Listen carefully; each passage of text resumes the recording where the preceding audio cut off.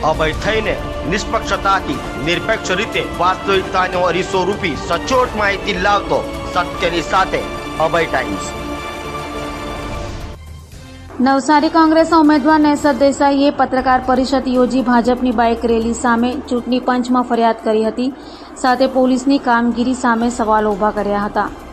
નવસારી કોંગ્રેસના ઉમેદવાર નેસદ દેસાઈએ પત્રકાર પરિષદ યોજી હતી અને જણાવ્યું હતું કે સી આર પાટીલની બાઇક રેલી બાબતે ચૂંટણી પંચને ફરિયાદ કરાઈ છે। નેસદ દેસાઈએ જણાવ્યું હતું કે અમે ચૂંટણી તંત્રને બે ફરિયાદ કરી છે। લિંબાયત વિસ્તારમાં અમારી પદયાત્રા હતી, તેને પોલીસ દ્વારા રોકવામાં આવી હતી। અમારા યાત્રાના આયોજકોને પકડવામાં આવ્યા હતા, તો અમારી પદયાત્રામાં 500 બહેનો હતી, છતાં એક પણ પોલીસની ગાડી અમારી સાથે આવી ન હતી। પોલીસ અમને હેરાન કરતી રહી। જ્યારે રવિવારે ભાજપની રેલી મારા ફાર્મ બહાર નીકળી ત્યારે 50 કાર આ રેલીમાં હતી। 3 કલાક સુધી આ કાર રેલી સાથે પોલીસ હતી, જેથી ભાજપની રેલી બાબતે ચૂંટણી તંત્રને ફરિયાદ કરી છે। અમારી પાસે કાર્યકર્તાઓની કમી છે, તો મોટાભાઈ પાટીલ પાસે 4000 કાર્યકર્તા છે અને અમારી પાસે 1000 કાર્યકર્તા છે।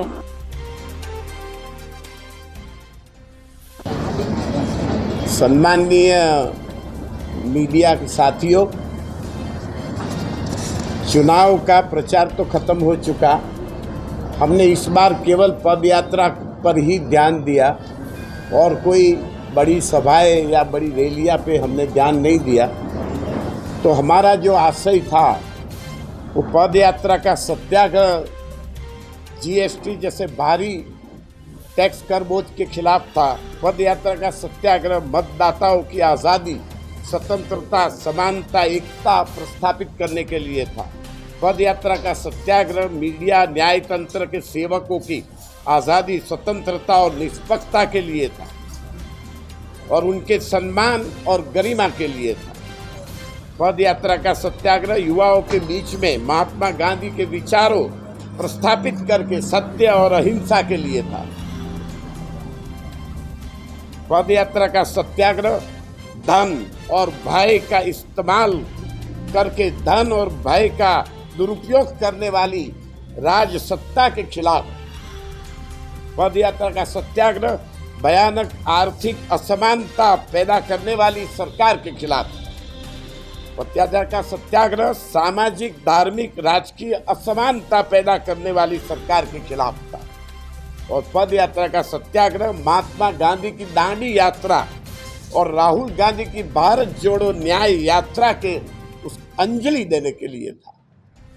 हमने 2 शिकायत करी है चुनाव आयोग से। एक, माननीय पाटिल जी, संगीता जी के एरिया में हमारी पद यात्रा थी। पुलिस ने हमारे अधिकारी प्रमुख को गिरफ्तार कर लिया, पद यात्रा को रोका गया। मैंने कहा पीआई साहब को कि आप मुझे अरेस्ट कर लीजिए और 2 दिन के बाद छोड़ दीजिए। इसके बाद फिर उन्होंने छोड़ा और हमारी गाड़ी छीन ली और फिर बाद में हमारी पद यात्रा चली। 500 महिलाएं हमारी पद यात्रा में पैदल चलती थी। एक भी पुलिसकर्मी, एक भी वैन हमारे साथ नहीं और हमको ये परेशान किया गया। कल यहाँ सुबह 10 से 11 मेरे ईश्वर फार्म के मेन रोड पे 1000 लोगों की बाइक रैली और कार रैली के साथ माननीय पाटिल जी के समर्थन में ईश्वर फार्म के सामने इस रोड पे सुबह 10 से 11 50 पुलिस वान ने कार, ये हमने इसके फोटोग्राफ दिए। तो जो पुलिस की कार 50 इसमें थी और 1 घंटा, पौना घंटा, आधा घंटा यहाँ से वहाँ से यहाँ ऐसे चली। तो हमने चुनाव आयुक्त को शिकायत करी है। लिंबायत की वर्षों रात की हमने शिकायत करी है, गुड़ादरा की, और हमने ये जो हुआ है इसकी शिकायत हमने करी है फरियाद अर्जी। और चुनाव आयुक्त को हमने कहा है कि आप इस पर कार्यवाही करके चुनाव आयुक्त टीएन शेषन साहब को श्रद्धांजलि दीजिए तो ये हमारी 2 शिकायत है और हम मतदान के लिए 7 तारीख मंगलवार 10 और 10:30 के बीच सामने हॉस्टल बिल्डिंग वाल्मीकि कैंपस पनास गांव उसी फार्म में मतदान के लिए हम जा रहे हैं।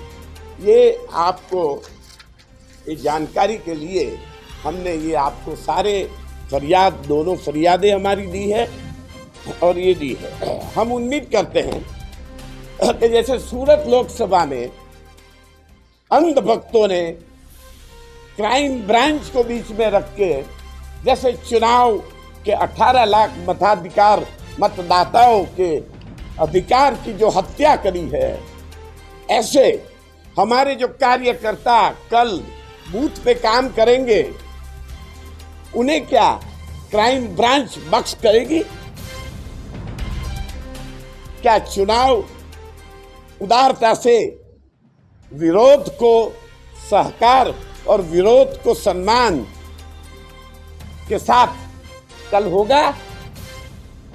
हम उम्मीद करते हैं होगा।